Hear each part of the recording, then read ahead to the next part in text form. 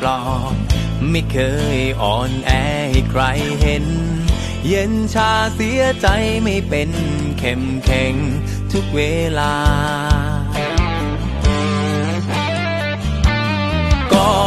มันคือการแสดงเพื่อให้คนได้มองเห็นว่าฉันแข็งแรงไม่หวั่นไหวแต่อย่าลืมว่าฉันมันก็มีหัวใจมีความรู้สึกได้ร้องไห้และเจ็บเป็นมันเจ็บแต่เก็บมาการไว้ไม่อยากให้ใครได้มองเห็นความอ่อนแอที่ฉันเป็นต้องเก็บมันไว้ข้างในมันเจ็บแต่ไม่ยอมรำร้องไม่อยากให้น้ำตารินไหลแต่ความเป็นจริงชอกช้ำเกือบตาย